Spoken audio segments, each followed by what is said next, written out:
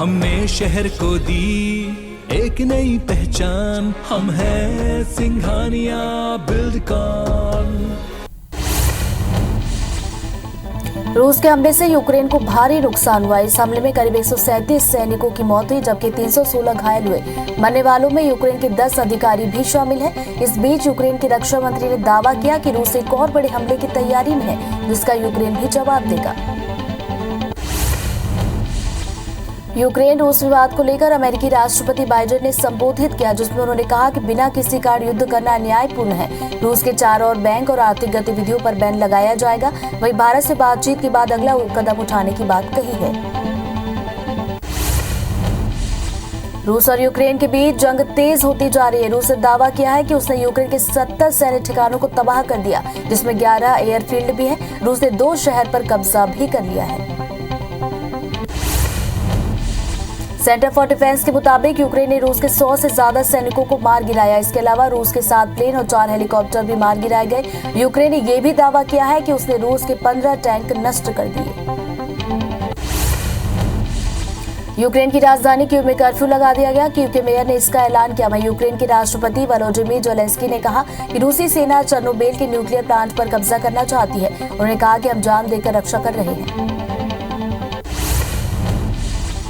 Ukraine की संसद ने नेशनल इमरजेंसी घोषित कर दी है। इमरजेंसी के ऐलान के साथ यूक्रेन ने अपने 30 लाख लोगों को तुरंत रूस छोड़ने के लिए कहा। रूस ने बुधवार को यूक्रेनी बैंकों, रक्षा, विदेश, आंतरिक सुरक्षा जैसी अहम वेबसाइट पर साइबर अटैक किया।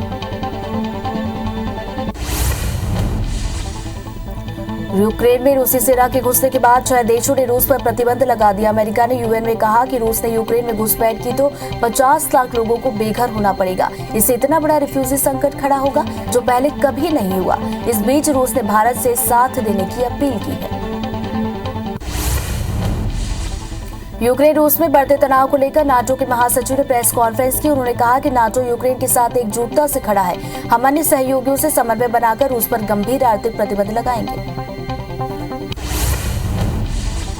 नाटो के महासचिव जेंस स्टोल्टेनबर्ग ने रूस को कड़ी चेतावनी दी। उन्होंने कहा कि अगर रूस ने यूक्रेन पर हमला जारी रखा तो जवाब देने के लिए 100 से ज्यादा लड़ाकू विमान हाई अलर्ट पर हैं। हमारे पास समुद्र में 120 से ज्यादा युद्धपोत भी तैयार हैं। यूक्रेन में भारत के राजदूत पार्थ सतपथी ने बताया कि यूक्रेन में हमारा दूतावास खुला है और लगातार काम कर रहा है। युद्ध के चलते एयर स्पेस बंद कर दिया गया, जिसके चलते स्पेशल फ्लाइट प्रभावित हुई। मेरी सभी भारतीय नागरिकों से अपील है कि आप जहां हैं वहीं रहें।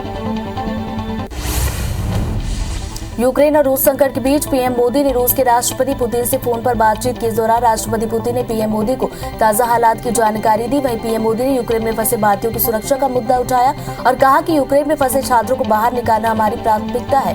पीएम मोदी ने पुतिन को कूटनीतिक का रास्ता अपनाने को कहा। यूक्रेन में युद्ध शुरू होने से अफरा तफरी का माहौल, जिसकी वजह से यूक्रेन में फंसे भारतीय छात्रों के परिजन परेशान। वहीं भारत सरकार भारतीयों को निकालने के लिए दूसरे रास्ते पर विचार कर रही है। इसी बीच ग्वालियर की आफरीन स्वदेश लौट आई हैं। हालांकि कई छात्रों को अभी मदद का इंतजार है। कीव में भारतीय दूतावास के मुताबिक यूक्रेन के हवाई क्षेत्र को बंद करने के मद्देनजर विशेष फ्लाइटों को रद्द कर दिया गया। भारतीय नागरिकों को निकालने के लिए वैकल्पिक व्यवस्था की जा रही है। इसके लिए दूतावास की वेबसाइट, सोशल मीडिया पोस्ट और फोन नंबर जारी कर दिए गए हैं। यूक्रेन के राजदूत ने भारत के प्रधानमंत्री मोदी से रूसी राष्ट्रपति व्लादिमीर पुतिन से बातचीत करने की मांग की। उन्होंने कहा कि भारत इस समय पावरफुल ग्लोबल प्लेयर बन चुका है। ऐसे में हमें यकीन है कि भारत के प्रधानमंत्री की बात रूसी राष्ट्रपति जरूर सुनेंगे। रूस और यूक्रेन के बीच युद्ध जारी है। इस बीच प्रधानमंत्री मोदी ने सुरक्षा मामलों की मंत्रिमंडल समिति की बैठक की अध्यक्षता की। बैठक में विदेश मंत्री एस जयशंकर, गृह मंत्री अमित शाह, रक्षा मंत्री राजनाथ सिंह और एनएसए अजित डोभाल समेत कई अन्य वरिष्ठ अधिकारी मौजूद रहे। भारत के रक्षा मंत्री राजनाथ सिंह ने मीडिया से बातचीत में कहा कि सरकार ने पहले भी एडवाइजरी जारी की थी। सरकार चिंतित है, प्रयास जारी है। हमारी पूरी कोशिश है कि हमारे जो बच्चे वहां हैं उन्हें निकाला जाए। वहां स्थिति विषम है। प्लेन भेजा गया था लेकिन प्लेन वहां उतारा नहीं जा सका। रक्षा मंत्री ने कहा कि भारत चाहता है कि शांति कायम रहनी चाहिए, बातचीत से हल निकाला जाना चाहिए। उन्होंने कहा कि युद्ध की स्थिति पैदा नहीं होनी चाहिए। यही भारत की सोच है। केंद्रीय नागरिक उड्डयन मंत्री ज्योतिरादित्य सिंधिया ने कहा कि भारत यूक्रेन की स्थिति पर लगातार नजर बनाए हुए है। वहां फ्लाइटों को जाने नहीं दिया गया, जिसको लेकर विदेश मंत्री के साथ भी मेरी चर्चा हुई। सिंधिया ने कहा कि जैसे एयर स्पेस खोला जाएगा, फ्लाइट फिर से शुरू कर दी जाएगी। मध्य प्रदेश के करीब 100 छात्र छात्राएं यूक्रेन में पढ़ाई कर रहे हैं। मामले पर कैबिनेट मंत्री विश्वास सारंग का कहना है कि दिल्ली में मध्य प्रदेश के अफसर मुख्यमंत्री के निर्देश पर विदेश मंत्रालय से लगातार संपर्क में है। इसके लिए हेल्पलाइन नंबर भी जारी कर दिया गया है। छत्तीसगढ़ के 70 व्यक्ति यूक्रेन में फंसे हैं। इनमें से 69 स्टूडेंट हैं और एक असिस्टेंट प्रोफेसर है। यूक्रेन में फंसे छत्तीसगढ़ के लोगों की मदद के लिए दिल्ली के छत्तीसगढ़ भवन में हेल्प डेस्क तैयार किया गया। भारत ने T20 सीरीज के पहले मैच में श्रीलंका को 62 रनों से हरा दिया। भारत ने पहले खेलते हुए 200 रनों का टारगेट दिया था। ईशान किशन ने सबसे ज्यादा 89 रन बनाए, जबकि श्रेयस ने 57 रन की नाबाद पारी खेली। जवाब में श्रीलंका 137 रन बना सकी। 3 मैचों की सीरीज में भारत 1-0 से आगे।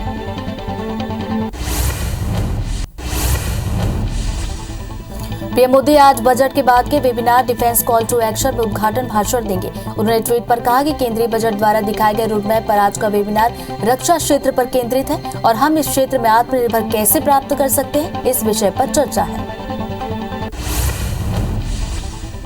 केंद्रीय गृह मंत्री अमित शाह आज उत्तर प्रदेश के अंबेडकर नगर, प्रयागराज, कौशाम्बी और प्रतापगढ़ का दौरा करेंगे। अमित शाह की पहली जनसभा 12 बजे अंबेडकर नगर के आलापुर के जयराम जनता जूनियर हाई स्कूल में होगी, जहां वे बीजेपी के पक्ष में वोट मांगेंगे। सीएम योगी आदित्यनाथ सुल्तानपुर, चित्रकूट और प्रयागराज के दौरे पर रहेंगे। इन जिलों में वो कई जनसभाओं को संबोधित करेंगे। योगी आदित्यनाथ की आज पहली जनसभा सुल्तानपुर के कटरा खानपुर में होगी। वो शाम 4:30 बजे प्रयागराज के करबला तिरहा पर जनसंपर्क करेंगे। सपा प्रमुख अखिलेश यादव बहराइच और अयोध्या के दौरे पर होंगे। वो सुबह 12:15 बजे अयोध्या के मिल्कीपुर में जनसभा करेंगे। इसके बाद दोपहर 1:30 बजे अयोध्या धाम में रोड शो भी करेंगे। ये रोड शो रामकथा पार्क से फैजाबाद शहर के गांधी पार्क तक करीब 8 किलोमीटर लंबा होगा। इस दौरान वो सपा प्रत्याशी पवन पांडे के समर्थन में वोट मांगेंगे। राहुल गांधी का यूपी दौरा आज से शुरू हो रहा है। पहले दिन वो अमेठी और प्रयागराज में चुनावी जनसभा को संबोधित करेंगे। शाम 5 बजे के बाद वो प्रयागराज के कोराम में एक जनसभा को संबोधित करेंगे। कांग्रेस महासचिव प्रियंका गांधी अमेठी और प्रतापगढ़ में कांग्रेस उम्मीदवारों के समर्थन में जनसभा करेंगी।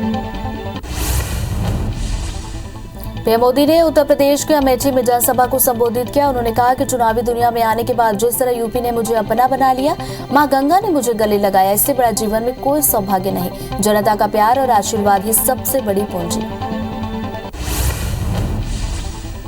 पीएम ने आगे कहा कि मुझे लगा था कि जब 5वें या 6वें चरण के मतदान खत्म होंगे, उसके बाद विपक्ष ईवीएम को गाली देना शुरू करेंगे, लेकिन इसके बाद उन्होंने 4थे चरण में ही ईवीएम को गाली देना शुरू कर दिया। जब भी विपक्ष ईवीएम पर सवाल उठाने लगे तो इसका मतलब साफ है कि इनका खेल खत्म हो चुका। यूपी के बहराइच में गृह मंत्री अमित शाह ने जनसभा को संबोधित किया। उन्होंने कहा कि उत्तर प्रदेश में योगी जी ने ऐसे शासन चलाया है कि दूरबीन लेकर भी कोई बाहुबली दिखाई नहीं पड़ता, हर जगह पर बजरंगबली ही दिखाई पड़ते हैं। सीएम योगी आदित्यनाथ ने अयोध्या में बड़ी घोषणा करते हुए कहा कि यूपी में बेटी की जन्म लेते ही उसकी पढ़ाई के लिए 15,000 रुपए का पैकेज देते थे, जिसे बढ़ाकर 25,000 रुपए किया जाएगा। गरीब कन्याओं की शादी के लिए 51,000 रुपए का अनुदान दिया जाता था, जिसे बढ़ाकर 1 लाख रुपए किया जाएगा। सीएम योगी ने कहा कि आने वाले 5 साल के अंदर उत्तर प्रदेश के हर परिवार के एक सदस्य को नौकरी दी जाएगी। साथ ही लोगों को रोजगार या स्वतः रोजगार के साथ जोड़ने का काम होगा। यूपी में आज शाम को 5वें चरण के लिए चुनाव प्रचार थम जाएगा। यहां 27 फरवरी को मतदान होना है। 5वें चरण में अमेठी, अयोध्या समेत 12 जिलों की 61 विधानसभा सीटों पर वोट डाले जाएंगे। कई दिग्गजों की किस्मत दांव पर। पेगासस स्पाईवेयर से जासूसी के मामले में सुप्रीम कोर्ट आज सुनवाई करेगा। पहले ये सुनवाई 23 फरवरी को होनी थी, लेकिन कोर्ट में केंद्र सरकार की ओर से पेश सॉलिसिटर जनरल ने कहा था कि वे बुधवार को मनी लॉन्ड्रिंग के केस में व्यस्त होंगे, जिसकी वजह से कोर्ट ने सुनवाई की तारीख को आगे बढ़ाया था। कर्नाटक हाईकोर्ट में हिजाब को लेकर चल रही सुनवाई में आज बहस पूरी होगी। कोर्ट ने सभी पक्षों में लिखित जवाब मांगा है, जिसके बाद आखिरी फैसला लिया जाएगा। बता दें कि हिजाब विवाद को लेकर कर्नाटक हाईकोर्ट में लगातार सुनवाई हो रही है, लेकिन अभी तक कोई नतीजा नहीं निकला। आंध्र प्रदेश के विशाखापट्टनम में भारतीय नौसेना की मिलन एक्सरसाइज आज से शुरू होगी। इसमें 40 देशों की नौसेनाएं शामिल होंगी।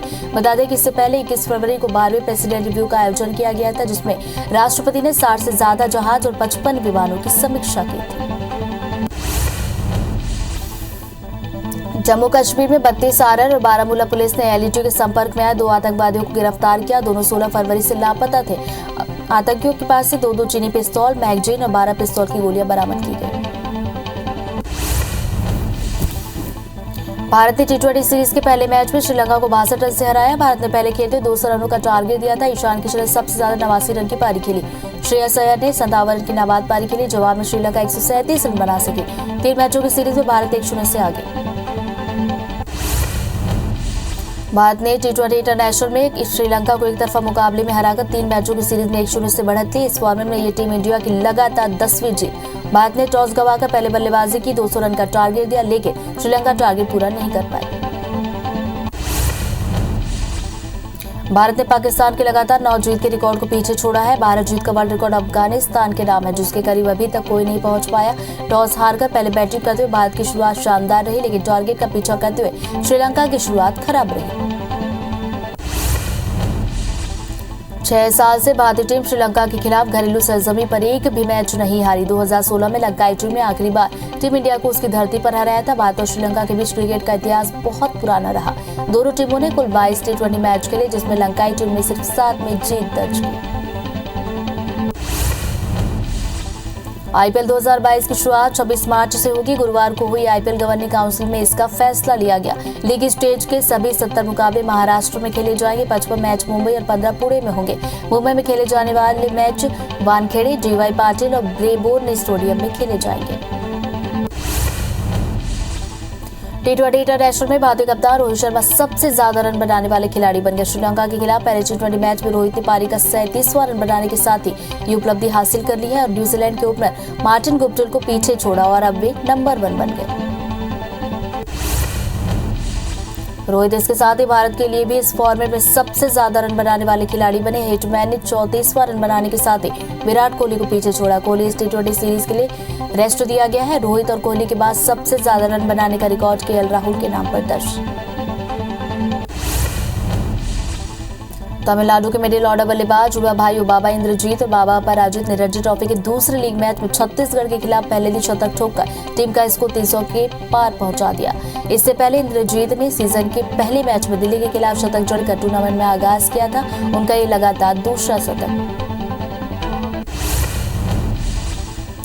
यूक्रेन पर रूस के हमले का आज दूसरा दिन। यूक्रेन की राजधानी कीव में आज सुबह कई धमाके सुने गए। यूक्रेन के राष्ट्रपति वोलोदिमीर ज़ेलेंस्की ने पूरी सेना को युद्ध में उतारने का ऐलान किया।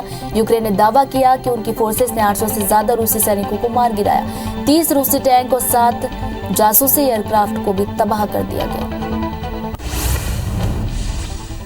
रूस के हमले से यूक्रेन को भारी नुकसान। इस हमले में करीब 137 सैनिकों की हुई मौत, एक 316 हुए घायल। मरने वालों में यूक्रेन के 10 अधिकारी भी शामिल। इस बीच यूक्रेन के रक्षा मंत्री ने दावा किया कि रूस एक और बड़े हमले की तैयारी में, जिसका जवाब यूक्रेन देगा।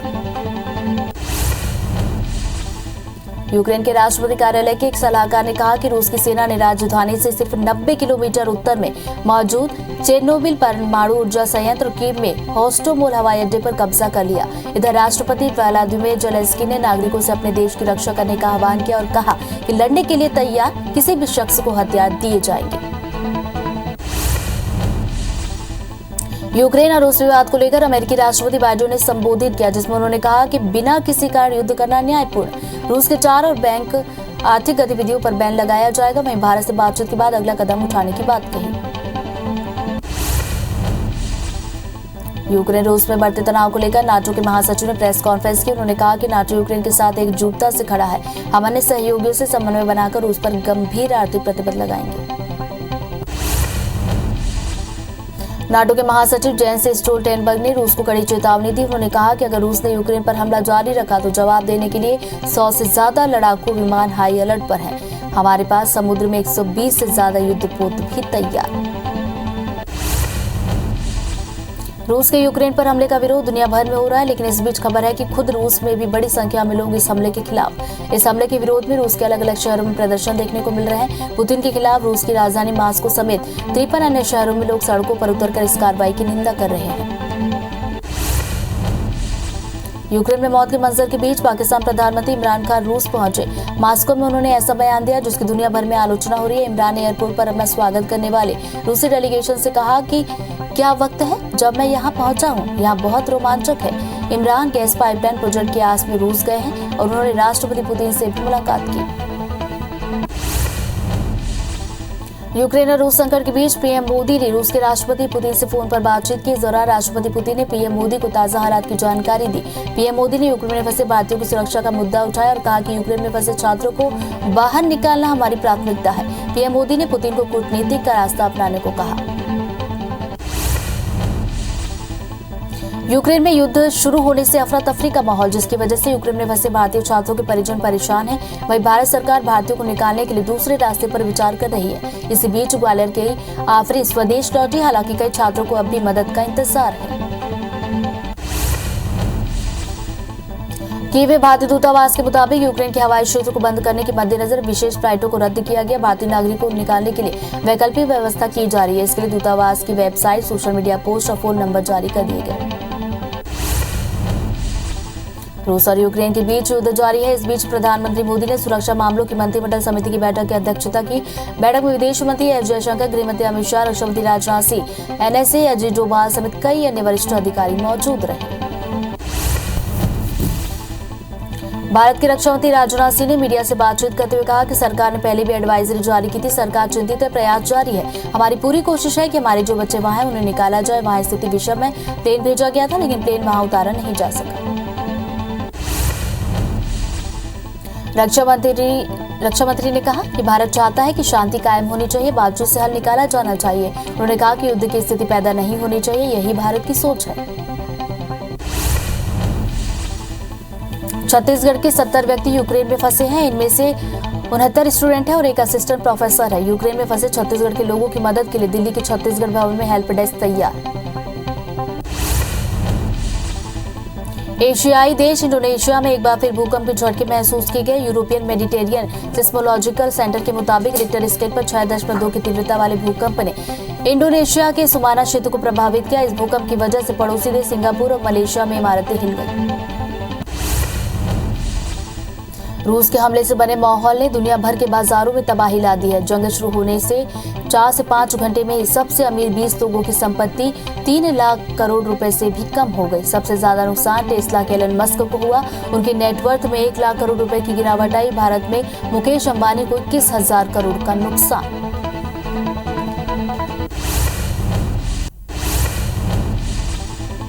दुनिया भर में कोरोना के मामले बढ़ते हुए 43 करोड़ 16 लाख के पार चले गए। कोरोना से मौत का आंकड़ा 59,40,000 के पार। पूरी दुनिया में 36 करोड़ 7 लाख से ज्यादा मरीज कोरोना को हराकर हुए स्वस्थ। पूरी दुनिया में एक्टिव मरीजों की संख्या 6 करोड़ पार। देश में कोरोना के मामले घट रहे हैं। 24 घंटे के अंदर कोरोना के 13,166 नए मामले। इस दौरान 26,988 मरीज हुए ठीक। 24 घंटे में 302 मरीजों की हुई मौत। देश में कोरोना के कुल एक्टिव मरीजों की संख्या 1 लाख के पार। एमपी में 24 घंटे के अंदर कोरोना के 668 नए मामले, 3 मरीजों की मौत। प्रदेश में एक्टिव मरीजों की संख्या 5,000 के पार। 1,124 हुए डिस्चार्ज। एमपी में अब तक 10,21,272 हुए ठीक। छत्तीसगढ़ में कोरोना के मामलों में कमी। प्रदेश में 24 घंटे के अंदर कोरोना के 233 नए मामले, 1 की मौत। प्रदेश में 24 घंटे में 460 मरीज हुए स्वस्थ। एक्टिव मरीजों की संख्या 2,000 के पार। देश में वैक्सीनेशन का आंकड़ा 176 करोड़ 78 लाख के पार। 96 करोड़ 47 लाख से ज्यादा को पहली, 78 करोड़ 40 लाख से ज्यादा को दूसरी डोज लगी। 1 करोड़ 85 लाख से ज्यादा को बूस्टर डोज। एमपी में 11 करोड़ 35 लाख और छत्तीसगढ़ में 3 करोड़ 65 लाख से ज्यादा को लगा टीका। सीएम भूपेश बघेल आज बिलासपुर के दौरे पर। जिले को 353 करोड़ से ज्यादा के विकास कार्यों की देंगे सौगात। साथ ही नवनिर्मित Tifra flyover, planetarium, smart road और यूनिवर्सिटी बिल्डिंग का लोकार्पण करने वाले हैं। इसके बाद लाल बहादुर शास्त्री स्कूल ग्राउंड में आम सभा को संबोधित करेंगे। सीएम शिवराज सिंह चौहान आज शहडोल के दौरे पर रहेंगे, जहां वे रोजगार दिवस पर आयोजित राज्य स्तरीय कार्यक्रम में शामिल होंगे। कई योजनाओं के हितग्राहियों को स्वीकृति पत्र बांटेंगे। सरकार 8 स्वरोजगार योजनाओं के तहत युवाओं को रोजगार देगी, जिसके तहत सीएम हितग्राहियों से वर्चुअल संवाद करेंगे। गृह मंत्री नरोत्तम मिश्रा आज जबलपुर दौरे पर रहेंगे, जहां वे सेंट्रल जेल में नेताजी सुभाष चंद्र बोस वार्ड का निरीक्षण करेंगे। नेताजी के वार्ड को म्यूजियम में तब्दील किया गया है। साथ ही गृह मंत्री नेताओं और कार्यकर्ताओं से भी मुलाकात करेंगे। भोपाल में बीजेपी की आज दूसरे दिन भी बैठक जारी है। आज भी सीएम, मंत्री, विधायक और सांसद मौजूद रहेंगे। पहले दिन बीजेपी की अहम बैठक में समर्पण निधि को लेकर सख्ती नजर आई। बैठक में इस मुद्दे को लेकर मंत्री और विधायकों की क्लास भी लगाई गई। साथ ही हर हाल में समर्पण निधि का टारगेट पूरा करने के निर्देश दिए गए। सीएम भूपेश बघेल ने कहा कि आवारा पशुओं की समस्या भाजपा और बजरंग दल की देन है। इसके लिए हमने योजना लाकर एक व्यवस्था की। प्रधानमंत्री को छत्तीसगढ़ मॉडल को स्वीकार कर लेना चाहिए। सीएम बघेल ने कहा कि वे बजट सत्र के बाद सभी जिलों का दौरा करेंगे और सरकार की योजनाओं की जानकारी लेंगे। साथ ही विधायकों के परफॉर्मेंस की भी समीक्षा करते हुए पार्टी कार्यकर्ताओं से बातचीत करेंगे। केंद्रीय मंत्री नितिन गडकरी गुरुवार को उज्जैन दौरे पर रहे। इस दौरान उन्होंने महाकाल नगरी में 11 सड़क योजनाओं का शिलान्यास किया। करीब 247 करोड़ की लागत से 11 सड़कों का निर्माण किया जाएगा। कार्यक्रम में सीएम शिवराज सिंह चौहान मौजूद रहे। नितिन गडकरी ने महाकाल मंदिर पहुंचकर महादेव के दर्शन किए।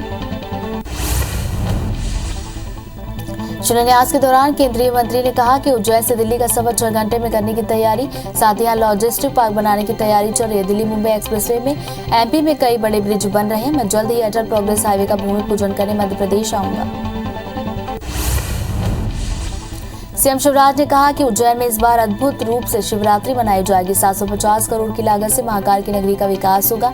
शानदार सड़कों से मध्य प्रदेश चमक रहा है। गडकरी जी के नेतृत्व में सड़कों का जाल बिछाया जा रहा है। टेक्नोलॉजी का इस्तेमाल गडकरी जी से सीखना चाहिए।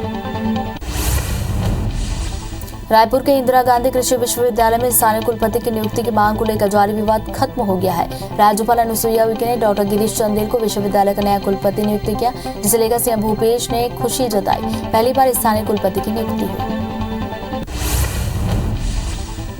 जबलपुर के खमरिया गांव में प्रदेश के पहले डेयरी स्टेट का लोकार्पण किया गया। मंत्री प्रेम सिंह पटेल और गौ संवर्धन बोर्ड के अध्यक्ष स्वामी अखिलेश्वरानंद महाराज की मौजूदगी में लोकार्पण किया गया। 50 एकड़ में फैले डेयरी स्टेट में 70 डेयरी मालिकों को जमीन का आवंटन किया गया।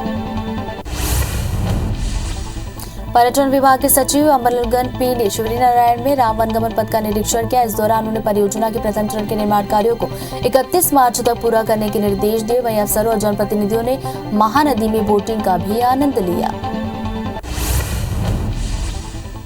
रायपुर के पोस्ट ऑफिस में एफडी घोटाला करने वाली महिला एजेंट की अग्रिम जमानत अर्जी हाईकोर्ट ने खारिज कर दी। केस दर्ज होने के बाद महिला 8 माह से फरार है। महिला पर 50 से ज्यादा लोगों के करीब 10 करोड़ की राशि गबन करने का आरोप।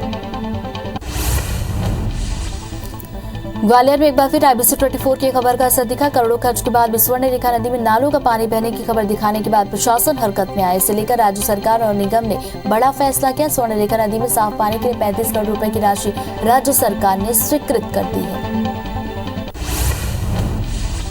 विदिशा के गंज बसौदा में एक 60 साल के बुजुर्ग की हत्या का मामला आया। पुलिस के मुताबिक मृतक के शरीर पर चोट के निशान मिले, जिसके आधार पर पुलिस अज्ञात आरोपियों के खिलाफ केस दर्ज कर मामले की जांच कर रही है। ग्वालियर में 2 दिन पहले हुए विवाद का बदला लेने के लिए बदमाशों ने फायरिंग की, जिसमें 2 युवक घायल हुए। घायल युवकों को इलाज के लिए अस्पताल में भर्ती कराया गया। शहर में हो रहे दिन दहाड़े फायरिंग से लोगों में दहशत का माहौल। ग्वालियर में गैंगरेप के एक आरोपी को पुलिस ने दतिया से गिरफ्तार किया। आरोपी और उसके दोस्त ने नौकरी लगाने के नाम पर युवती के साथ गैंगरेप किया। आरोपी ने लड़की को करीब 2 माह तक अपने पास रखा और उसके साथ शारीरिक शोषण किया।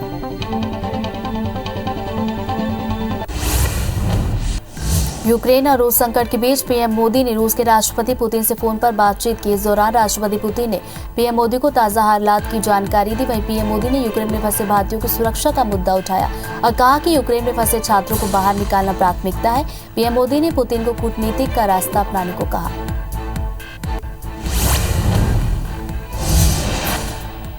पीएम मोदी ने रक्षा क्षेत्र पर बजट के बाद के webinar defence call to action को संबोधित किया, जिसमें उन्होंने कहा कि इस साल के बजट में देश के अंदर रिसर्च, डिजाइन और डेवलपमेंट से लेकर मैन्युफैक्चरिंग तक का एक वाइब्रेंट इकोसिस्टम विकसित करने का ब्लूप्रिंट है।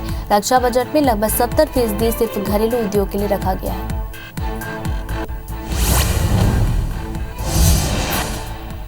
यूपी में आज शाम को 5वें चरण के लिए चुनाव प्रचार थम जाएगा। यहां 27 फरवरी को मतदान होना है। 5वें चरण में अमेठी, अयोध्या समेत 12 जिलों के 61 विधानसभा सीटों पर वोट डाले जाएंगे, जिसमें कई दिग्गजों की किस्मत दांव पर।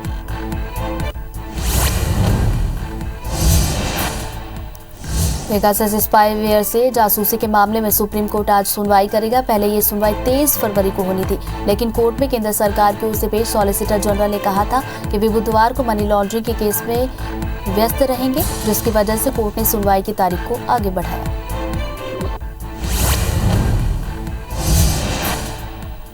कर्नाटक हाईकोर्ट में हिजाब को लेकर चल रही सुनवाई में आज बहस पूरी होगी। कोर्ट ने सभी पक्षों से लिखित जवाब मांगा है, जिसके बाद आखिरी फैसला लिया जाएगा। बताते कि हिजाब विवाद को लेकर कर्नाटक हाईकोर्ट में लगातार सुनवाई हो रही है, लेकिन अभी तक कोई नतीजा नहीं निकल पाया।